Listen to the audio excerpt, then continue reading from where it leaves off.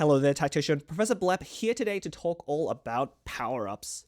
With the wide variety of power-ups available, Set 50's mechanic has been really fun early on to explore. There are a ton of options and a ton of variety and things to discover, but with all that variety comes a lot of complexity. For some of you newer players out there, the sheer number of options you are presented with might be pretty daunting, and understanding all the power-ups is no easy task.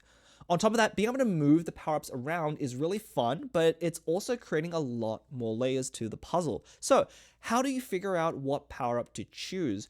When do you know when to stick with the power-up that you have or get a new one? And what niche interactions about power-ups do you need to be aware of? Well, I'm going to try and answer some of those questions by breaking down power-ups into some more simple concepts. And for those who really want to dig deep into power-ups, I'll be going over every single one that we have available right now, giving my comments on each one and experiences so far. If you've been struggling with understanding power-ups, one fundamental thing to know is you should just treat them a lot like items, which means three different things. Number one, if you happen to be missing some utility item from your team, for example, Sunfire, Void Spark, or maybe Last Whisper, if you find a power-up that fixes that gap, it's a great time to take it. And if you end up slamming that item later, you can always remove the power-up and trade it for something else down the line. Also, power-ups, like items, follow that one golden rule of stat efficiency, which is to diversify your stats. And if you haven't checked out that lesson, this is a great time to do so. If you already have an item or trait that gives you a lot of a specific stat, like AP or AD, try to avoid power-ups that also grant the same thing. And just like with item removers, you are getting a power-up remover every single round, but that doesn't mean you should use them that freely. These are very powerful items for re-rolling your power-ups later on your 4 and 5 cost units. So wherever you can, try and conserve them into the late game. And once you know there's a lesson for that already, the Item Remover Economy Guide. Even though this is power-ups, the same principles apply. In the early game, prioritize power-ups on units that you know are going to be item holders that you can sell later and not have to use a remover on. If there is a unit that you do need on your final board, make sure to save some extra copies on your bench so that when you sell it, you can replace it on your board immediately. On the other hand, if you're already committed to a low-cost reroll comp and have your unit, you should use your power-up removers aggressively to find those best and slot augments. And you can reference many meta tier lists out there to figure out what those are. And one final thing to be aware of that we'll get to later when we cover all of the power-ups is that some power-ups can only appear in certain stages. So if you want to look for those, make sure you know what they are. Now, as we'll see when we get to the individual power-ups, things are a lot more complicated than that, but you'll get yourself 90% of the way there if you just treat power-ups like a fourth item. Alright, with that out of the way, let's dive into each individual power-up one by one. Alright, and let's just jump straight into the power-up, starting with one of my favorites, over 9,000! This one is a little bit tricky. So you get these random stats, but they're more efficient than if you got to pick your stats. So you basically want to make sure that whatever unit you use this on can make use of all of them. So even though it's offered on a lot of these champions, you really want to pick a frontline fighter that can make use of the AD AP as well as the offensive stats and the defensive MR and armor as well. So that's really champions like Katarina, Gangplank, very good, and then some 3-cost like Darius, as well as Viego. And you really want to avoid some of the other ones, so don't fall into the trap of picking this on a backline unit and just hoping to roll good stats. Inner Fire is basically a replacement for Sunfire, Sunfire's cape, if you haven't built it already. Personally, I'm not a fan of it though, because the effect of getting your damage reduction from burning enemies, you don't actually burn the backline until pretty late into the fight, and so you're not actually making use of that for the main duration unless your opponent is running a frontline fighter comp. So there is a backline version of this, which I like a lot more, which we'll get to a little bit later, so I would avoid taking Inner Fire in most cases unless you really, really need the burn. Artistic KO, now I haven't actually taken this, it's a Jhin specific power-up, and Jhin carry isn't quite in the meta just yet. But as far as I know, all of the unit-specific power-ups have been really powerful. So I'm pretty sure this is good once Jhin and some Wraith build becomes popular. So definitely give this one a go if you're in a spot for a Jhin reroll, or even use it to tempo if you get an early Jhin 2. Demolitionist, ability stun for 1 second. I've tried this. The problem is I don't think any of the units in this pool cast often enough to really make it worth it. I mean, Varus can hit multiple units, but it comes a little bit late. The only other unit maybe is Kai'Sa, because she hits a lot of different units as well. But none of these units cast off enough to make this worth it, and you're better off picking another power-up here. So not one that I would recommend either. All right, going down the next row, we have weights. This one's really interesting. Basically, if you can commit to an early loss streak and you have your carry early on, then this is a really good one to take. And again, for those frontline carries, avoid taking this on a backline carry. But think about this, that 60% attack speed and 18% damage reduction, that's basically a mittens. So you're getting an artifact on your unit after 10 rounds, which is a lot better than the average power level, which is about a completed item. So this one is really powerful if you can commit to a loose streak early, because with this debuff, you're probably not getting kills on that unit. So if you had an early 3 cost, like again, Darius, Viego, carry Yasuo as well, and you find weights, definitely consider it and then commit to that reroll comp, because I think after it pops off, it becomes really strong. Shadow Clone. This one is really interesting. First of all, if you think about it, a 25% clone is 25% more damage, and it's better than damage amp. So this is really good on anyone. But a combo you really want to look out for is anything with a on attack effect or a unit with another on hit effect. It doubles it up on the clone. So the best example of this is Gambler's Blade on a Gnar. So Gnar, if you don't know, has an attack speed buff built in. And then when you copy the Gambler's Blade, the copy can also generate gold as well. So if you get an artifact start and you find a Gnar with Shadow Clone with Gambler's Blade, definitely give it a try, especially if you can just get a Rage Blade slammed as well. It farms like crazy. But in general, perfectly good carry augment to take for a backline in particular. Max Arcana. So this is a stacking AP buff. Not terribly strong. I think there are better power-ups to take. But if you find this early with a 2-star early with items, then you can consider it. But generally, I found it doesn't stack consistently enough to make it better than some of the other ones. For example, Shadow Clone is always going to give you 25% more damage no matter what. There's no conditions. Whereas Max Arcana, you really need to start farming it early and be able to get takedowns early on. But you know, if you have a strong opening, then this can really snowball you later. But I much prefer something like Hat Trick, which we'll come to a little bit later. Now, Corrupted, I'm not going to talk about. I've not actually hit this yet. Apparently, you need to be minimum level 10 to get it. So, you know, drop in the comments if you've tried this before and let me know how it is, because I'm curious to try it. But generally, this one is pretty hard to hit. Now, Cyclone Rush, if you remember from the patch notes, they took out support items, so we no longer have Zephyr, but this is basically the power-up equivalent of getting a Zephyr on a unit. And in fact, you can actually get 2 of them if you want as well. So this power-up is about as good as a Zephyr would be. 15% attack speed isn't a huge amount compared to some of the other power-ups. If your lobby has a lot of single backline carries, like, you know, Smolder with 6 tank frontline, and you just hit this and want to counter that specific board, definitely give it a try. A neat trick you can do with this one, you can use it for a few rounds. Like once you've fought all the players once and they're wary of your Cyclone, you can just take it off and put it back on a different power up, and now they're playing around a Zephyr that doesn't exist. So this is a great temporary one to have for a little while to kind of cheat a few rounds.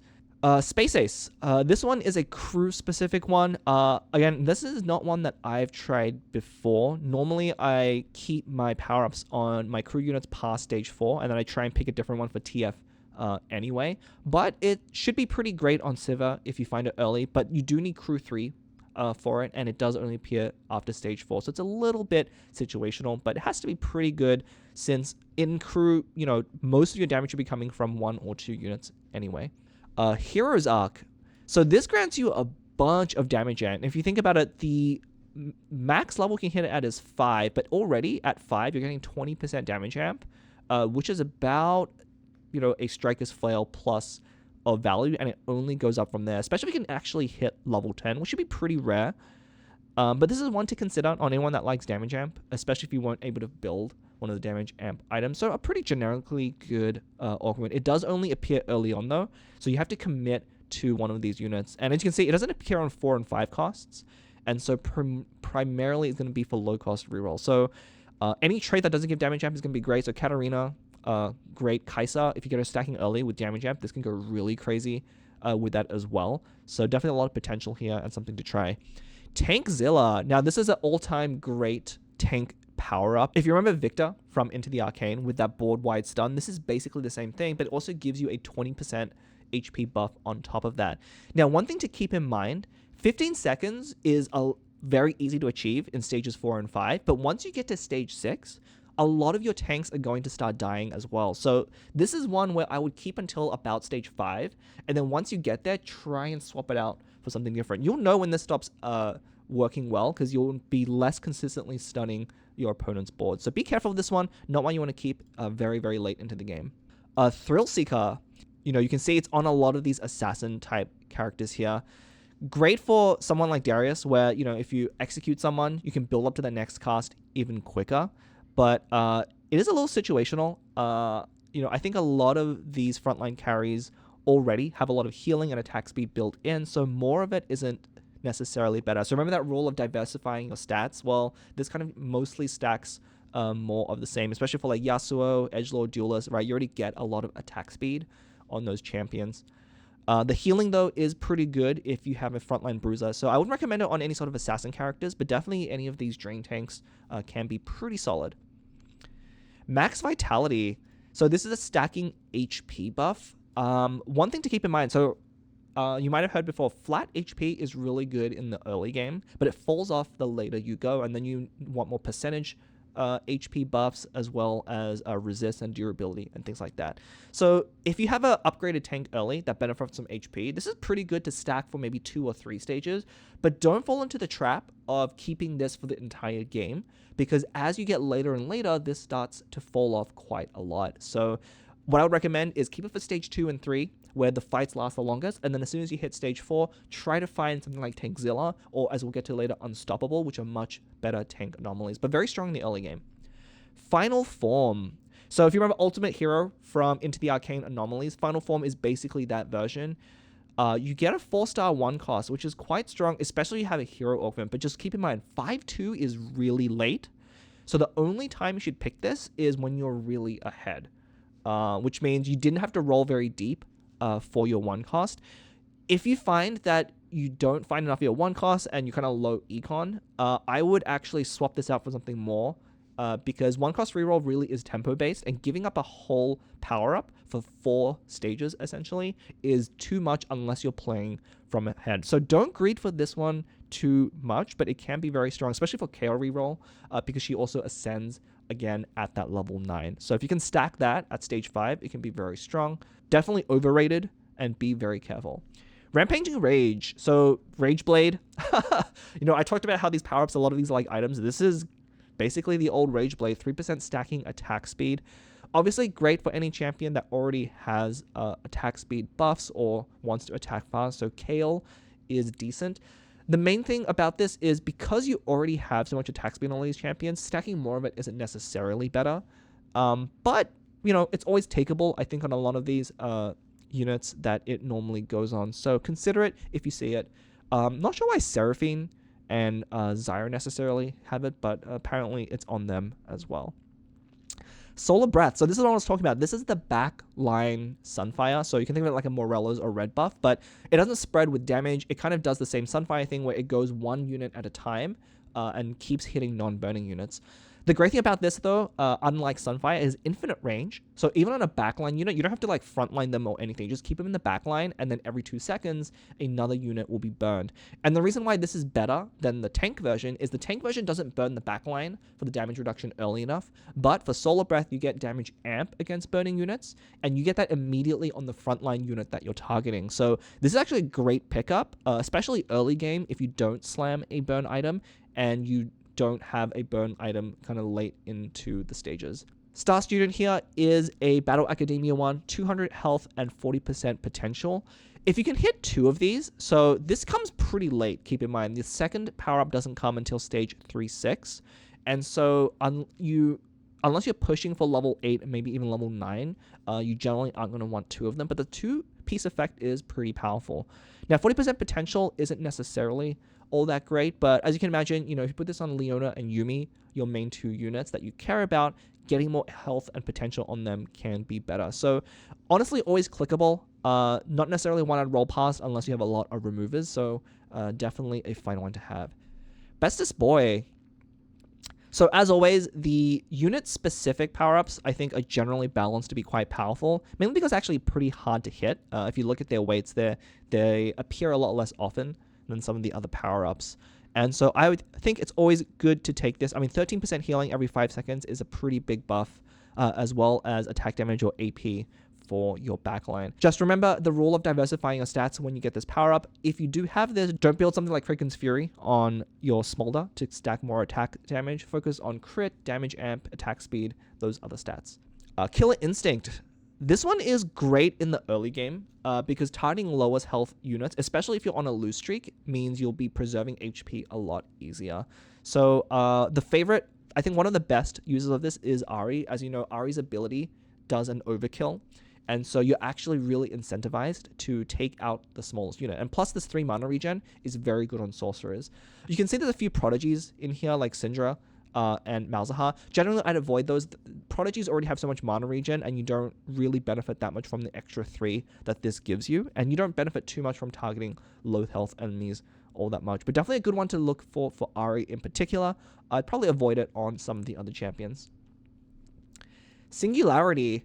This one's a favorite of mine. I do like this in certain situations, mainly if your unit already has another way to generate health. And the one that really combos well is actually Garen. If you somehow find a lot of early copies of Garen and get him 3-star, remember his potential bonus is stacking HP. So if he's stacking HP, Singularity is stacking HP, that really lets you snowball from a Garen 3 into a late game Battle Academia board. But I honestly wouldn't take it on any of the other champions because they don't have that secondary stacking. Just like with the Max Vitality power-up, you know, this really starts falling off in the later stages, and so you can use it early game to snowball a 2-star tank into a win streak. But again, I'll definitely look to drop this later on. Don't get baited into the scaling nature of this one. Strong Spark. This one is pretty neat. You have to be very careful that you know which units stun. As you can see, it doesn't just stun on the damage by the champion that has the power up, but it stuns whenever anyone on your team stuns the unit. So the more of these units you field in a composition, the more you want to take this. So in particular, you'll notice Kabuko and Jarvan here. So if you played the 4 mentor board, with the 4 mentors and then some mech champions, this is probably the best board to take it because it has the most overlap in terms of units. And then occasionally you will also splash Braum as a 5 cost. So I would only take this in that specific comp when you're running Jarvan and Kabuko. Otherwise, if you find yourself with at least 2 of these champions, then definitely consider it, but I would avoid it any other time. Fairy Tail. This one's pretty interesting. You know, obviously it encourages your unit to cast as often as you can. So you really want to pick someone with a low mana pool. So you can see some of these units don't have that low mana pool. So you want to avoid them if possible. So like Lucian, you know, I get that he has that mana refund, but it really doesn't come up as often as you want. But where it actually goes really well, surprisingly, is Samira. Because Samira has a pool of 15. And the way she usually works is she'll shoot, if you have a Shojin, do 1 attack and 1 cast alternating. And so that lets you actually get a lot of casts very quickly. And in fact, without any like artifacts like Mana Zane or anything crazy like that, she's probably one of the best users of Fairy Tail. But just keep in mind, it does do magic damage. So unless you have Shred as well, it may not be as effective. But this is a great one to take early game because again, the fights last longer. Units do less damage, and so flat damage like this is more valuable. But I look to replace this, as always, in the late game, even though it does scale according to the stage. Precision is an interesting one. It locks your attack and converts attack speed into damage, basically like the Jhin passive, but on anyone. I haven't seen this one be super effective. Most of the units that it goes on really like that attack speed, and unless you can benefit from overkilling the enemy, then converting attack speed to damage doesn't always make sense, right? Because let's say if you do 10 small attacks, it's much less likely to overkill than if you do 1 really big attack with 10 times the damage. And unless you have an ability like Ahri that helps you splash outside of that, it's not really worth it. So I'd probably avoid this. But, you know, if you have a Rage Blade that you had to slam and you put it on a champion that doesn't actually want to have attack speed, then you can consider Precision as a way to kind of convert that attack speed into something more useful. Kahunahuna. So obviously, you know, very good on champions that already do a lot of attacks, and that's really all of them here, except for the Callista, which is a bit of an outlier, and also I suppose Kai'Sa, but Ashe, Xayah, and Na, all pretty good. I think this one actually saw a nerf in the most recent patch, which should clue you in that it's pretty good. So if you have a Rageblade Slam, definitely one to consider. All Out. So at the time of recording in 15.1b, this is very contentious. All Out Cassante is actually climbing in the meta quite quickly. And as always, the unit-specific power-ups have proven to be very powerful, and this is no exception. It basically turns your Cassante straight away from a tank right into a frontline fighter. And so you're building Edge of Night, Infinity Edge, those kinds of fighter items on him, and he does a lot of damage and then heals after every kill. So it can snowball very quickly. So definitely give this one a try. The problem, though, is it does completely change Cassante's playstyle. So it's not one you can actually pivot into in the late game. Now, there's a strategy to fish for these unique power-ups. I'm not going to go into it in this video because I think it's a bit of an advanced concept. But, if you're interested in this, I'm sure you can find videos on YouTube about this. So definitely check it out. Give it a try.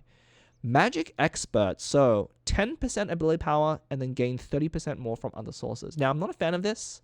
Mainly because, as you remember, diversifying your stats is crucial, and this rewards you for stacking a bunch of ability power.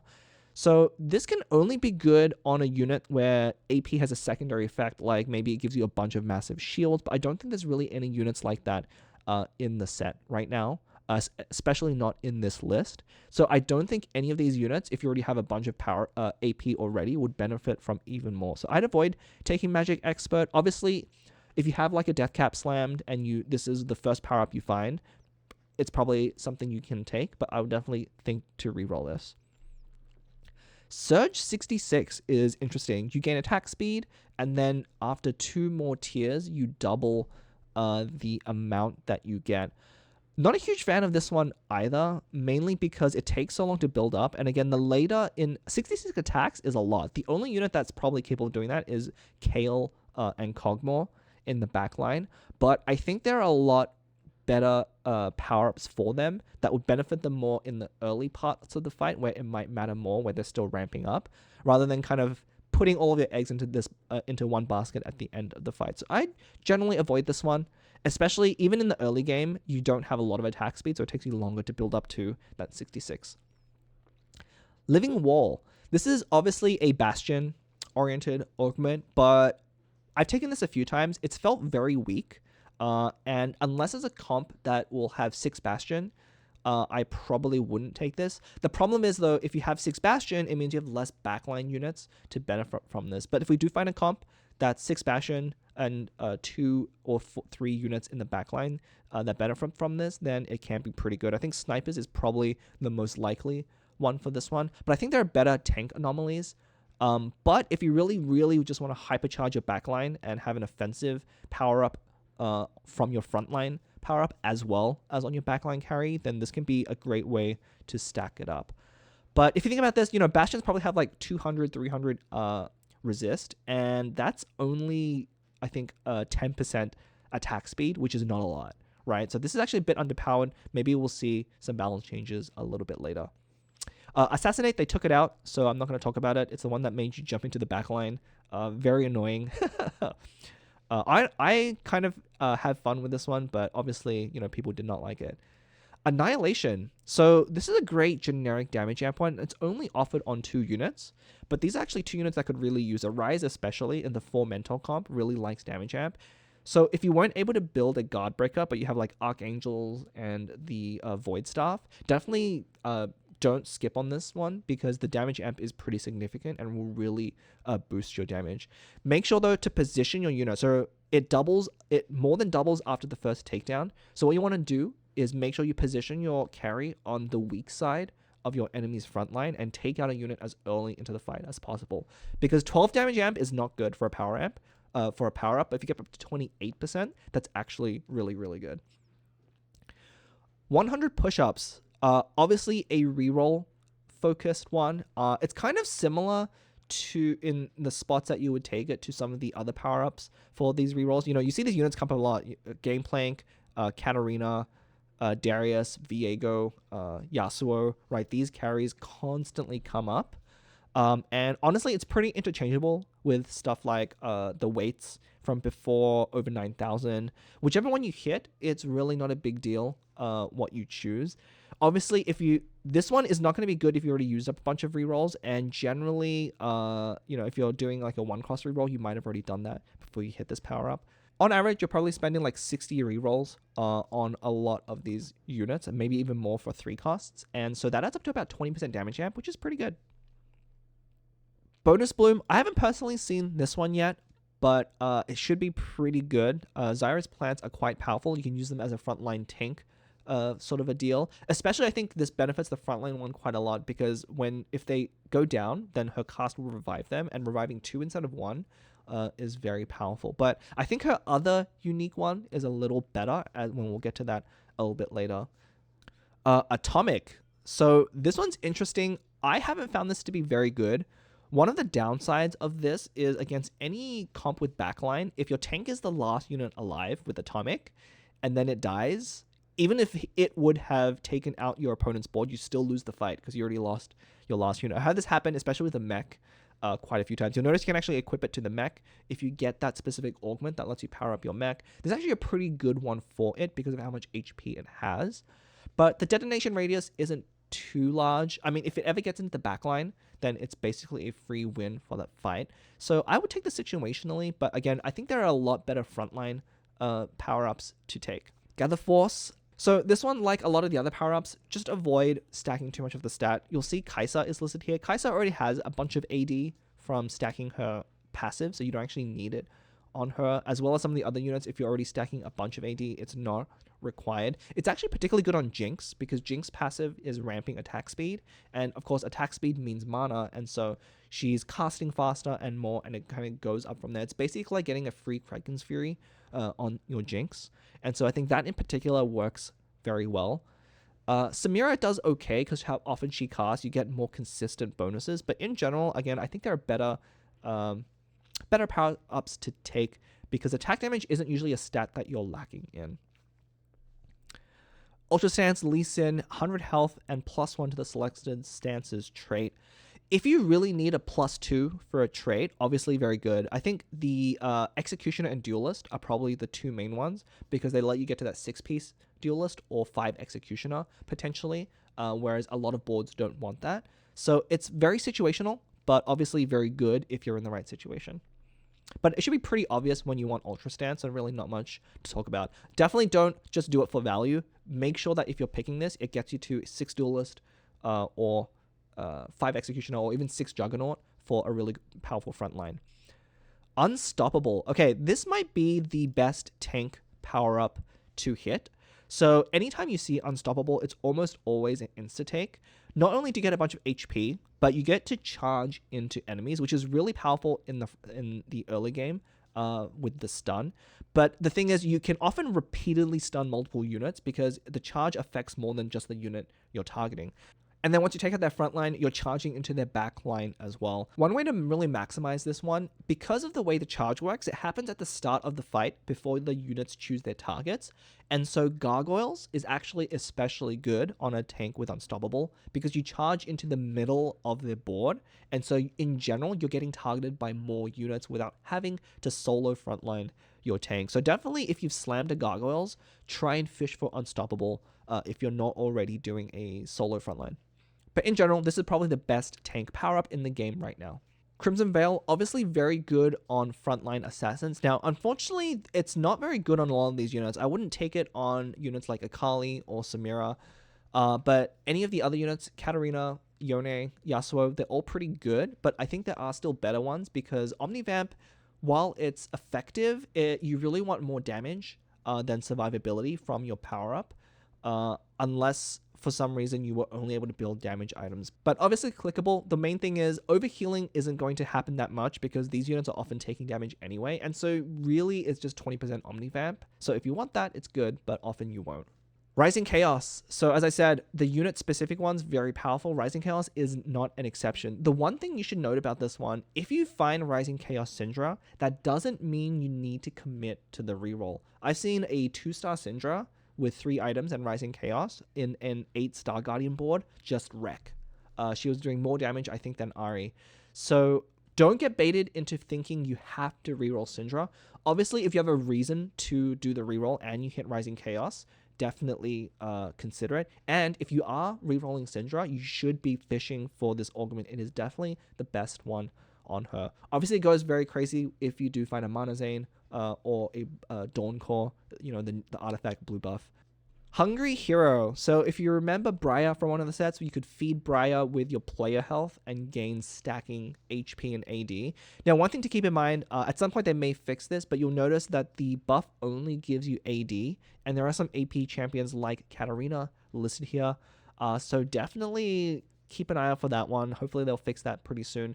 But this is, again, good on any frontline AD champion. So Yasuo, obviously very good. Darius, also very good. But again, because you're getting HP, you want to be making sure you're making use of that. So you want to be re-rolling a frontline carry, not a backline one. Desperado. Now, this one's a little bit interesting because it obviously scales very well off attack speed, but a lot of the units, if you're building attack speed already, you're probably not building a lot of attack damage. And you can think it might be good on units like Kai'Sa, who can stack attack damage and then you can build more attack speed, but you would really rather be getting a power up that helps her get takedowns and stack faster. So honestly, I would avoid this on a lot of units. I think there are better power-ups to have that either let you ramp up your attack speed faster than kind of trying to rely on already having a bunch. This has the same problems as Surge 66, where you're really putting all of your power into the later parts of the fight. So if you can get that, it can be very strong, but I think there are better power-ups to choose. Frost Touch is a great one, specifically on Twisted Fate. So you'll notice a lot of other units are listed here. I'd avoid all of these, except maybe Kale. I believe Kale's AoE wave will also apply Frost Touch. But the 50% chance to stun for Twisted Fate says TF's attack bounces to 3 units, and that actually applies Frost Touch. So this specifically is a very, very good augment on Twisted Fate. So if you do have a TF, I would actually try and fish for this, especially if you have a Rage Blade. Heart of Gold. This one I've never really taken, mainly because the 2 of the units it appears on are Crystal Gambit units, and a lot of the time that means you'll lose streaking. And so unless you're specifically playing like Janna reroll in the Protector line and you've gone off of lose streak, I probably wouldn't be clicking this. Lux is also honestly a very interesting another unit to find this on. Obviously very powerful if you are already in a winning position, but because it's kind of win more, it's a little bit hard to justify taking a lot of the time, so probably avoid this one where possible. Classy. Now, I've not really taken this. Last listed trait is 40% more effective. Obviously, this is very restricted to if you're playing one of the secondary class verticals like Duelist, Executioner, something like that. The problem is because those vertical traits already give so much of the stat, all Classy is doing is amplifying more of the same. And again, back to that same concept of diversifying your stats, this is not doing that. So I think there are better options to take, but it's clickable in most situations. Fan service. This is a very specific one to Xayah and Rakan. First of all, in the current patch we're recording in, Xayah is not very popular as a carry, and especially the Xayah Rakan board doesn't really exist. Obviously, if and when it does, and we can reroll these units, it'll be pretty good. But right now, Rakan is mainly rerolled with Katarina, and so if the Katarina players are taking your Rakans, you really don't want to be playing this comp at all. Not done yet. Now, this one's very similar to Waits, but it's actually a lot harder to trigger. 8 deaths is basically 2 full stages, and if you're win streaking with your reroll comp, your main carry is not likely to be dying that often. So I would only play this on your 3-cost rerolls, where it's more likely you go on an early lose streak for a few stages and then go on a win streak later when you go to level 7, which is almost around the same time as 8-player combats. So great for 3-cost reroll, not as good for 2-cost reroll. Tiny Terror, this one's actually very good early game, especially because early game there's a lot more auto attacking, so the dodge actually matters a lot more than any other form of damage mitigation. And especially got on something like one like Gameplank, where he can attack more, get more cards, farm more gold, and then maybe dodge an attack from their carry and snipe someone else off. But definitely something you should replace later on, as most of the late game damage is more going to be ability based. Stand United, obviously very good for a Shen reroll comp. The main problem is there isn't really a great Shen reroll right now. There is Shen Xayah for Bastion Edgelord, but not very popular. But anytime you're rerolling Shen, obviously You know, it's a unit-specific power-up. Probably very strong. Definitely worth clicking. Fusion Dance. Okay, now this is, if you remember the anomaly, which let you consume a unit. So when it says fuse, that's basically what it means. It eats one of your other units and gains their stats. Very conditional. The main comp that is using this right now is if you have Darius rerolled with Jace. The reason why this is so effective is because heavyweights, if you remember, convert some of the HP into AD.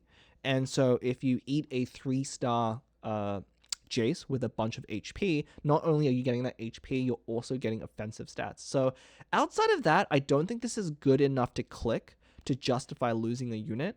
But if you're specifically playing Darius reroll and you're going for a 3-star itemized Jace as well to go hyper carry, that's something you can try, but it's more of a meme build than anything, so don't force this if you can. Blink attack. So this one is very underrated, I think. When you switch targets, blinking to another target and not having to walk up to them is very strong for a lot of these units. A lot of the way that your frontline melee carries will lose fights is by spending too much time walking up to their backline and getting sniped in the process. So blink attack not only avoids that entirely, but adds more damage on top of that. So it might seem like not that powerful an effect, but really, it really mitigates one of the primary weaknesses of your frontline melee carries. And as I mentioned with power-ups, the main thing you really want to do is fill in the gaps in your composition. And this is just an inherent weakness to these units that you can fix. Obviously not as important for someone like a Kali that's already dashing to the next target, but generally pretty good on most of the other units in this list. Soul Chipper. So this one basically gives you a Lightning Jewel-like effect. Now, unfortunately, Malzahar is missing from this list. Karma does okay with that, but because she's a 4-cost carry as sorceress, you'll mainly be taking out the targets without actually giving them enough time to reduce magic resistance. So I would most of the time avoid this one. I think there are better power-ups to take. If I ever get this to Malzahar, though, could be very good. Spiky Shell. So again, this is one of those ones that are very similar to an item. In this case, it's Thornplate or Thornmail. And it's, again, very good in the early game. So if you have an upgraded tank with an item in stage 2 and you find Spiky Shell, it's actually a very good idea to take it as if you were taking the Thornplated Augment to try and snowball that lead. It's going to particularly be good on Malphite. So that's one synergy to be aware of. If you don't know, Malphite's passive is any equipped item will give him additional armor. And so you can stack a lot of armor in the early game and really make him a formidable tank. And that works with the components as well. So if you do one completed item and a component with Spiky Shell, I've been destroyed by a Malphite in stage 2 quite a few times with that combination. Round 2, summon a training dummy equipped with the item. So this one's really cool, mainly because you get a lot of benefits if the item itself is something that has another effect. I believe, I don't know if they'll patch this out eventually, but Suspicious Trenchcoat is something you can use with this, where once the unit goes into the totem, I believe, will split into multiple copies as well. But they might eventually fix that to mainly only do one split, so do be aware of that. But there are other combos like Mogul's Mail, I believe, will start stacking again. It can persist utility effects like Sunfire, Even Shroud, Spark for a little bit longer. But there's actually a lot of cool combos with this one. And giving you a second tank is always good. So not my top tank power up, but definitely one to consider if you don't find anything better.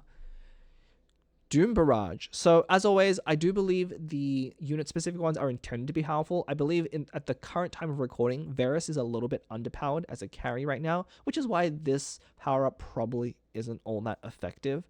But if you have a itemized Varus, definitely consider taking this one as it should be pretty good. Midas Touch. Now this is a player favorite. You can see it goes on pretty much every unit. Everyone loves farming gold. Everyone loves Gold Collector as an item, and this is basically Gold Collector as a power-up. Now, only take this if you have an upgraded and itemized unit at the start of the game. Otherwise, you're much better off just taking a combat augment and trying to win fights than farming gold this way. The one exception here is our good friend Gangplank. He synergizes particularly well with this for the main reason being he wants the last hit anyway on a unit with his ability, and this lets him do it not only more reliably, but sometimes printing you 2 gold with just one shot. I had Gangplank farm like 3 or 4 gold in a single round with this combination. So if you have an early game plank that you're itemizing, it might be worth fishing for this Midas Touch just to snowball your lead even further. But honestly, good on any carry, especially the backline ones. You know, executes always a decent combat boost and gold. No one's going to complain. Unflinching, this is another one of those that is very much an item replacement. So if you couldn't find a Quicksilver or you don't have a Titans, if you remember, Titans now also provides that crowd control immunity. You really, really do want this on your frontline carry. So if you're missing those items, this is really important and you should try and actually dig for Unflinching and not replace it until you find a Quicksilver or a Titans for your frontline unit. Mech Pilot's an interesting one. It puts a unit into the mech. Now, unfortunately, that does mean the unit that you're putting in isn't going to be casting their abilities. And honestly, I've taken this a few times. I've been very disappointed by it, mainly because the mech is more of a tank than anything else. So it can be pretty decent if you put it on one of your tank units. But as you can see, all the units here in Mighty Mech are basically backlines. And then Jarvan, the one tank that you have, you don't want him to pilot your mech because his stun has so much utility. So honestly, I'd avoid taking this in most cases. There are better tank power-ups to take and definitely better ones for your backline as well that doesn't make them disappear. Hat Trick. You've probably seen some videos, YouTube videos of this one already, of people getting to 100 and something stacks.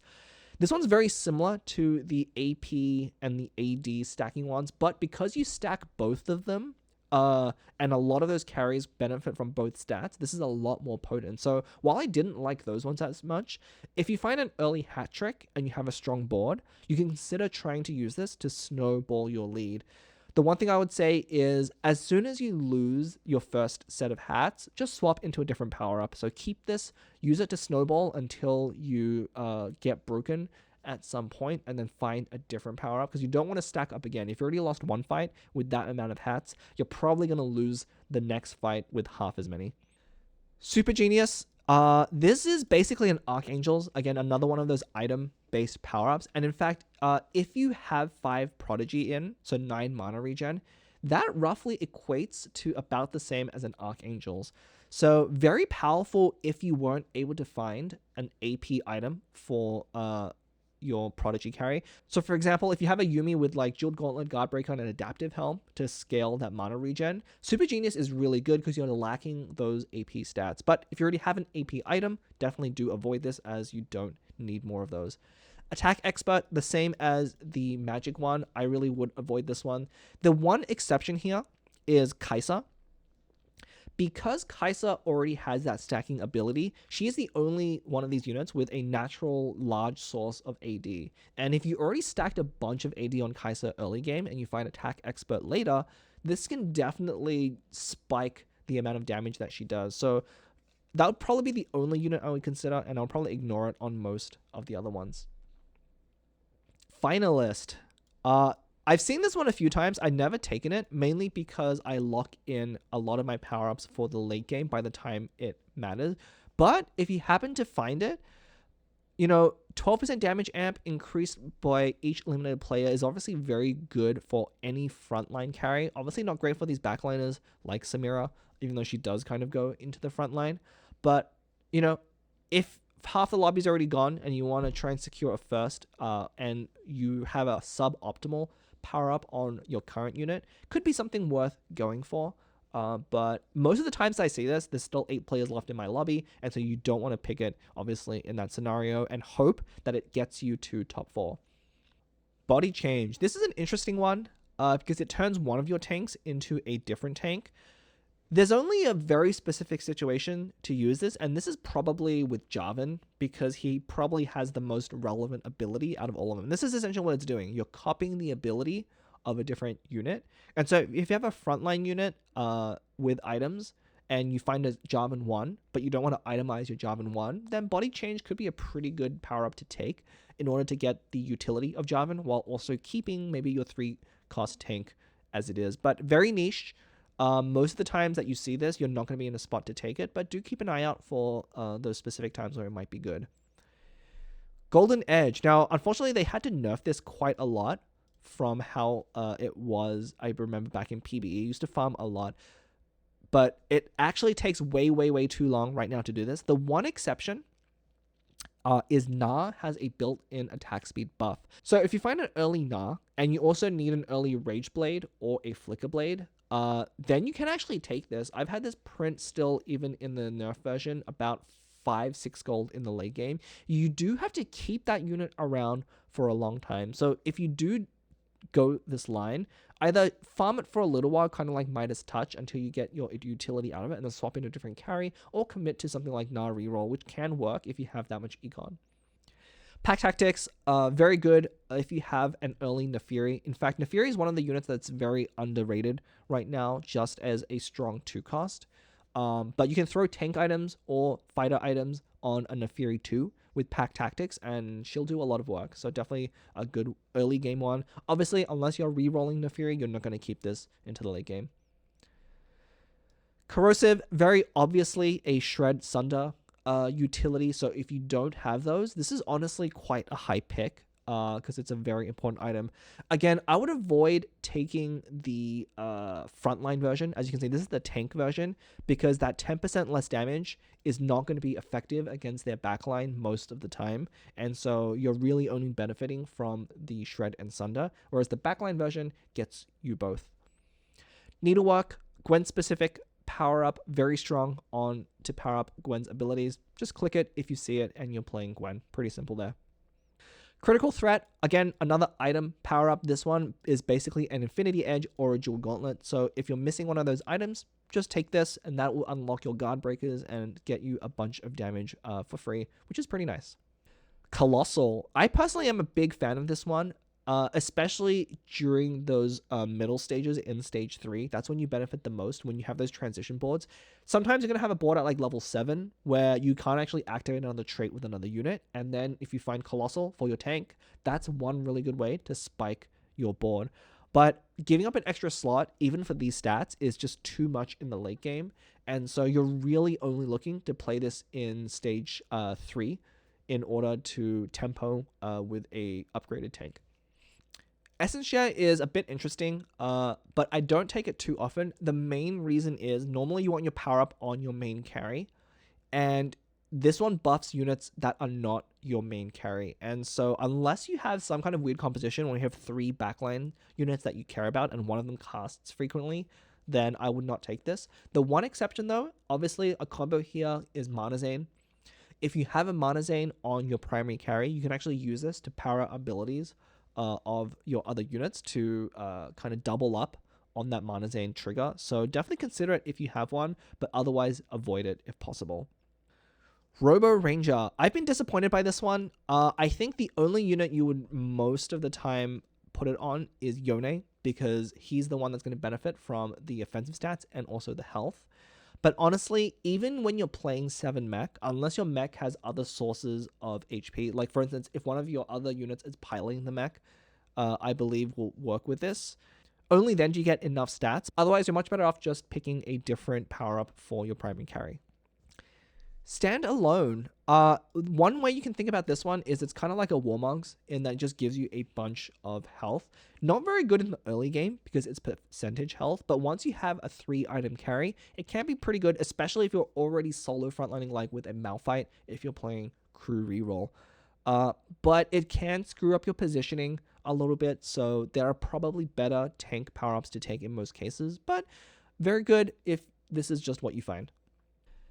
Selfish. This one, again, you want to think about this as an item, and this is basically Gunblade, because the way that Gunblade mostly functions is you want to be healing your main tank, and this one provides you healing for free, including damage dealt by the other, rest of your team, plus a little bit of durability. So if the comp would already use a Gunblade, then this is a good power-up to take. The problem right now in the current 15.1 B meta at time of recording, there isn't really a S.O.L comp that is using like a Rageblade Gunblade setup in the back line.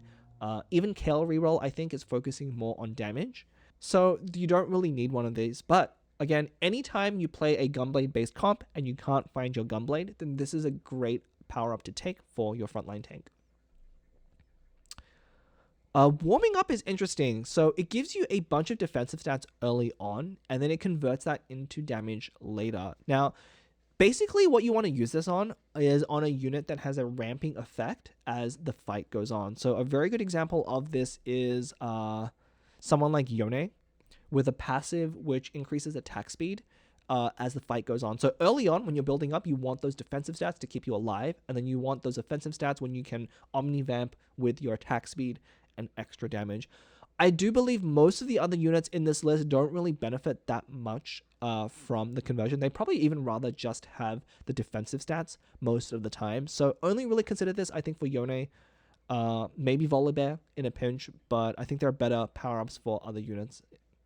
Ordinary. So we've had items as power-ups, and this is an augment as a power-up. If you remember Built Different, this is basically that effect on a single unit. Now, giving up your traits is a big downside, and while Built Different can be good because you have a whole board of powered up units, because this is isolated to a single unit, it's pretty rare that you'll actually be able to make use of this a lot of the time. The one exception, so the one thing to be aware of is if you ever find solo leveling, so that's the augment that lets you only field one unit at the start of the game, and then any takedowns they get will give you XP. So if you ever do take solo leveling, it can be worth fishing for this one. Efficient, a very good mana power-up to take. Most of the units here listed have 60 mana abilities, which means a 20 mana reduction is 33% more cast, which is quite powerful. Not all of them do, though. So I think Zyra and some of the other units here, I believe Smolder maybe, and Karma don't have 60 mana. I would avoid clicking on those. I think there are better power-ups you can take for those units specifically. But any of the other ones, it's kind of like equipping a blue buff, if you want to think about it, right? It's reducing that maximum mana cost, so very strong on a lot of these units. Mind Battery, I've not actually seen this one offered, so it's either rare or disabled. The main problem is both Zyra and Seraphine cast pretty late into the fight already. And it's very rare they'll cast a second time, and by that time regen and ability power isn't that important. So not a great one to pick, because again, it's same as those other power-ups that put too much resources into the end of the fight, where really the beginning of the fight should be your main focus. Keen Eye, so ignoring 40% of enemy magic resistance. So this is the better version of that Shred Sunder. Obviously, this doesn't shred and sunder specifically, but if you think about it, most of the time, you only care about damage on one of your units anyway, unless you're playing a comp that actually is contributing a lot of damage from elsewhere, like Crew, where the ship is doing a lot of damage. So in this case, it's as good as just having a team-wide source of shred, and very good on units like Gwen, who can hit the backline, which are not likely to be shredded by any other means. Dark Amulet. So, provides you a bunch of healing and then stacking ability power per cast. Now, it's very good on Katarina and Akali. I think Gwen, you can find some better power-ups. Usually, if you're playing S.O.L.E Fighter, you're already gaining a bunch of stacking ability power, so you don't really need more of it. But I think it is one of the best power-ups for Katarina if you're playing Cat Reroll. And then if Akali ever becomes part of the meta, I think it will be very strong for her as well. Obviously, if you do find this power-up, you're encouraged to build in a way that lets them cast more often. Regenerative, this one's interesting. The healing actually isn't too much at its baseline. I think it's just about a Dragon's Claw, but you don't get those resists, so it's a little bit less on an item. So you really need to be finding increased healing from all sources. So either there's a healing ability, or even better, if there's a Gunblade in the backline, or a healing effect like Prodigy. That is when this really pops up. So if you're playing a 5 Prodigy board, I think you can definitely consider Regenerative to really increase that healing. But I would probably avoid it in most situations, as I don't think it's powerful enough to justify. Stormbender. Now, this one's a little bit interesting. It's 25% of the damage, which basically is like a 25% damage buff.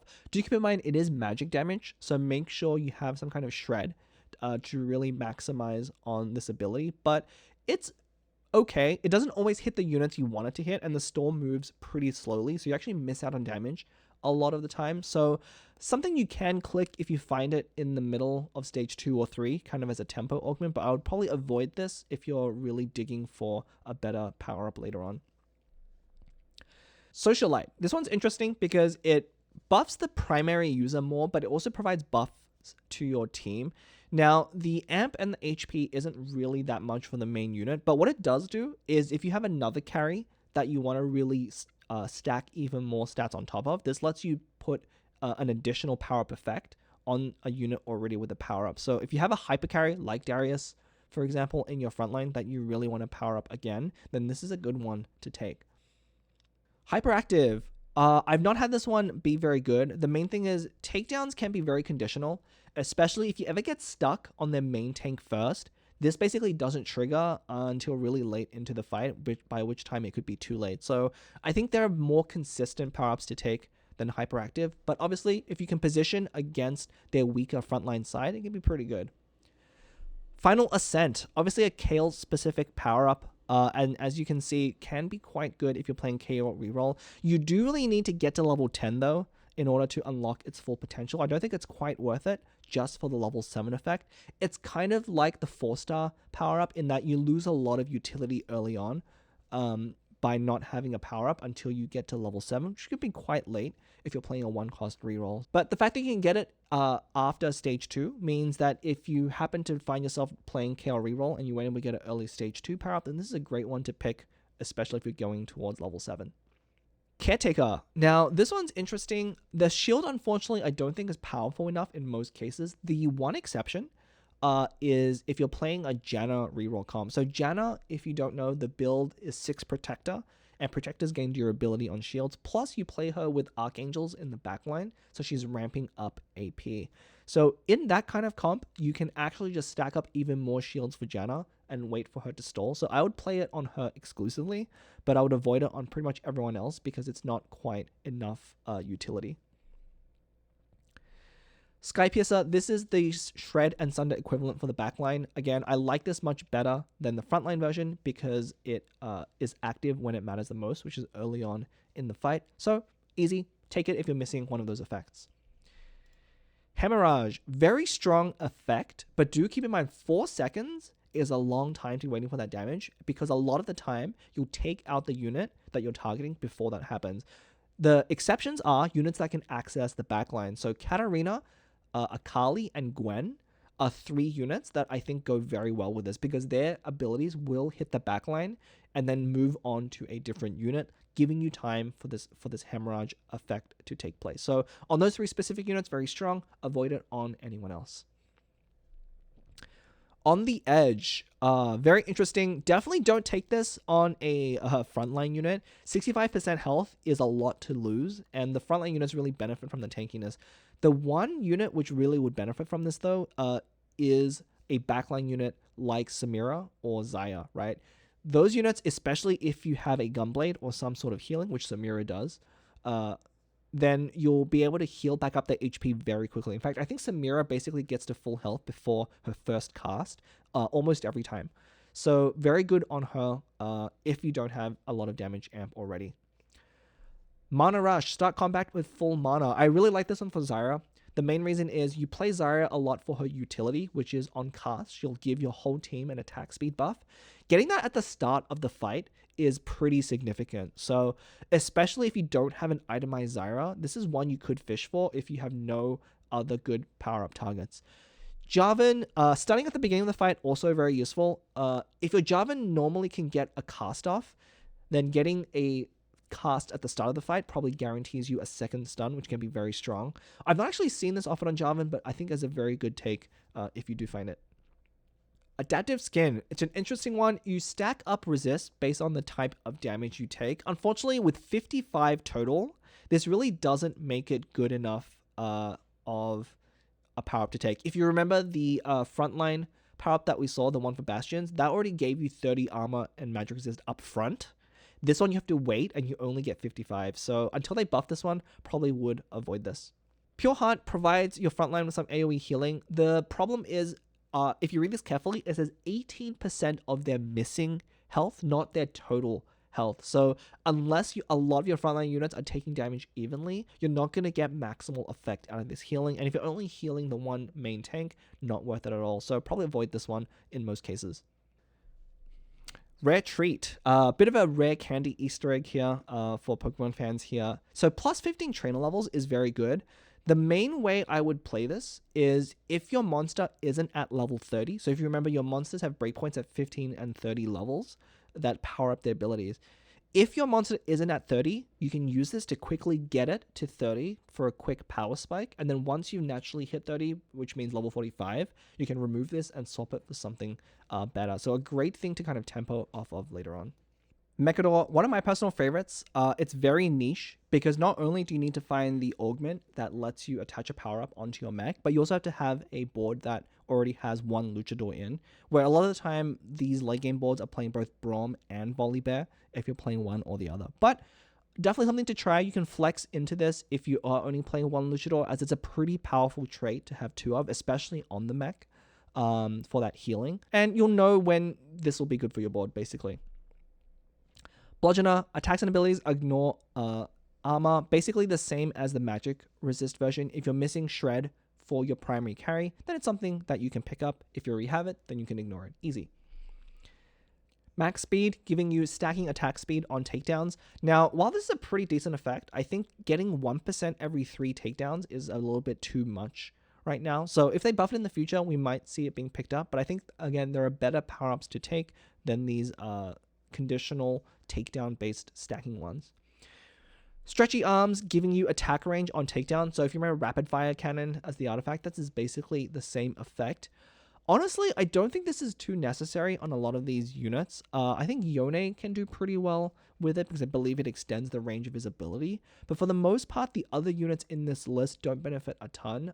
If you do find this early on, it can be a way to keep them safe. But I would much rather find just a more powerful frontline power-up for that unit that lets them survive without needing that range.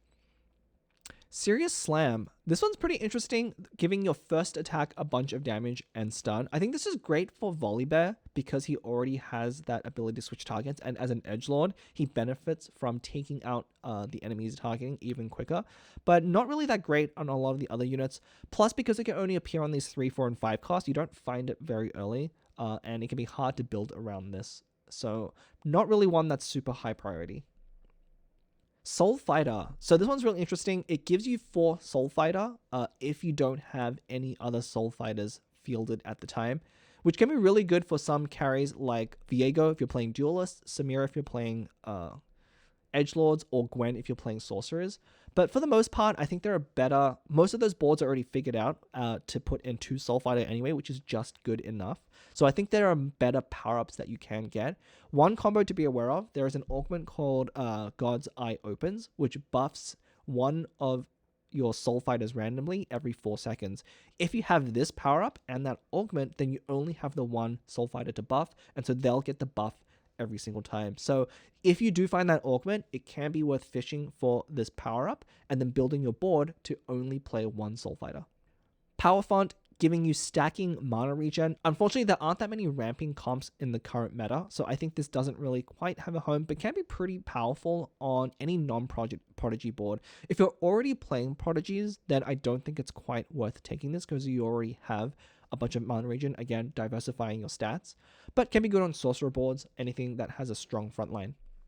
Final Boss gives you damage amp when your units die. This one's a little bit too conditional. Unfortunately, the stacking damage amp comes too late, and sometimes not enough units will die before it matters, and 10% Omnivamp by itself isn't very powerful. So I think there are better power-ups to take, but you can position your units in such a way to maybe sacrifice some of your weaker units first to get some of that damage amp up front. It can also be good on portals like Trainer Golems where you have more disposable units, but other than that, I think I would generally pick a different power-up. Blood Brothers, obviously very good if you're playing Yone and Yasuo, so specifically this would be the 4 Mentor 5 Mech board. So if you're playing that board and you have a Yone carry, then this is a great one to take. 20% damage over 2 seconds is basically just doing 20% more damage overall, and Yasuo and Yone will hit backline quite a lot. So great to take if you have that specific comp.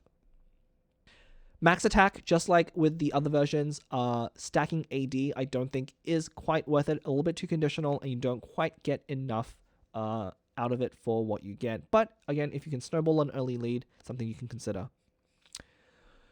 Bullet Hell, this one is very good. So fire 35% more projectiles with abilities. So particularly for Kai'Sa, Ashe, and Yuumi, these are particularly good because they fire a lot of projectiles. Unfortunately, I think Lucian and Janna suffer from kind of a rounding issue, right? You can't fire 1.5 projectiles, so I believe it will always round down.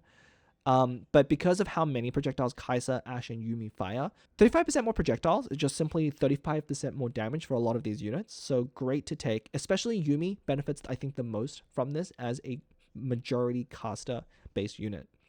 Supremacy is a Supreme Cell power-up. Unfortunately, I don't think this is very good. Remember, Supreme Cell already gets 10% execute if they are the Supreme. And this just goes from 10 to 18%, which might sound like a big jump, but you can do much better than this. So until they buff it, I'd probably avoid this. Best defense. This is kind of like the artifact, which deals damage based on shields as well. Unfortunately, you know, your frontline power-up should really be about tankiness and not about damage, so it's pretty rare that you need it. The one exception is if you are playing that Janna backline, then you're granting a lot of shields to your frontline, then it can be pretty good, but you are doing physical damage with this, where most of the time you'll have Shred already, so you're not really making the most of your damage type, so not really optimal, but something you can take if you're playing Janna, I believe. Double Strike attacks have 25% chance to trigger. Now, keep in mind, this also includes the mana generated from attacking.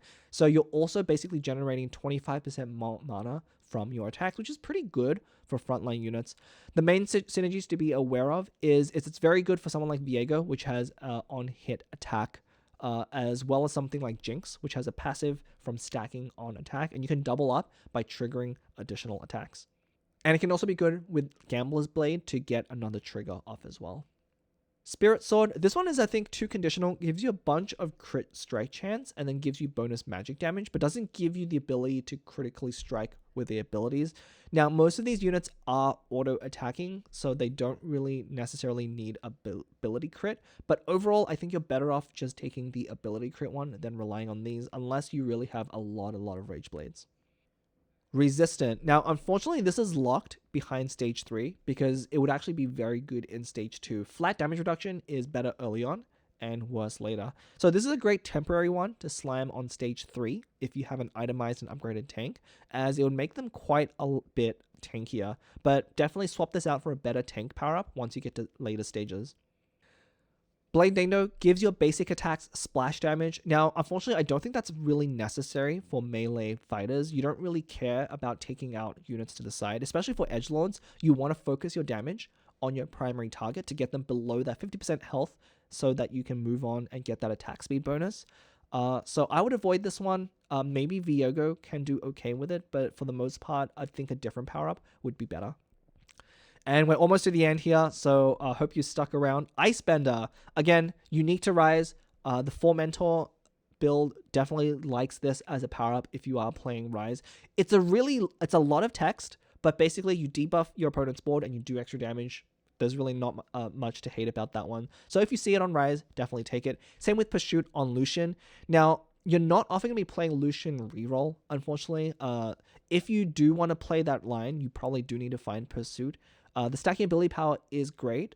The main problem with this, though, is because you're stacking ability power, you don't really want to play the Sorcerer board. So this is really only good if you maybe get a Build-A-Bud and play for a mech board. But outside of that, it's pretty limited in value.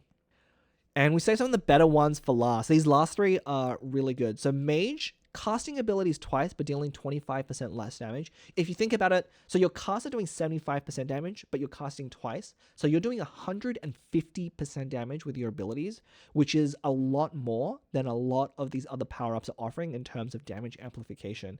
So any unit that primarily relies on their abilities, which is pretty much all of these casters, this is a very powerful one to take and not one you should skip very often. Trickster, you might have seen this one. This is one of my favorites as well. This is the one that spawns a totem and then has your unit jump into the back line. This can be really annoying, especially in stage 2, because you can take out their backline carry unexpectedly and win a lot of fights that way. Now, the thing is, this only appears in stage 2. So if you are playing one of these assassin-based carries, or even something like a Gameplank, Darius, Katarina, Viego, Yasuo, any of these backliners, it can be worth fishing in stage 2 for Trickster, because once you're past stage 2, you will no longer see it, and it's actually very, very strong. So if you don't hit a power-up that would otherwise be very good, definitely try using one of your early removers to try and get a Trickster. And very last, Star Sailor. This one, of course, is a Star Guardian based one. Now, if you're not playing 8-Star Guardian, then I probably wouldn't use this power up, as you're not really increasing quite as much. But in an 8-Star Guardian board, the first one is very good. Now, you'll notice the second effect, healing the other Star Sailor for 15% of damage dealt. Most of the time, you'll be putting one of these on Poppy and one of these on Jinx, but Jinx isn't really going to be benefiting from the healing. So I don't think it's all that important. You know, if you think about it, you could just use the Selfish power up on your front line to have them heal from your team's damage and not just the other Star Sailor. But if you do happen to hit both, you can always play it as you're still getting that first bonus in both cases. So it's a pretty good one, obviously, in the Star Guardian board. And there you have it. That was every single power-up so far that we have in set 15. So that was a pretty long one. Thank you for sticking with me if you did, and hopefully you found that useful. This is the first time I've done something a little bit less scripted, so please let me know in the comments below, first of all, if you like that kind of content and you want to see more freeform content from me, and also if you maybe disagree or have a different take on one of the power-ups that I talked about. Otherwise, if you haven't already, please subscribe to the channel so you'll be notified when the next lesson is available. And until then, class dismissed.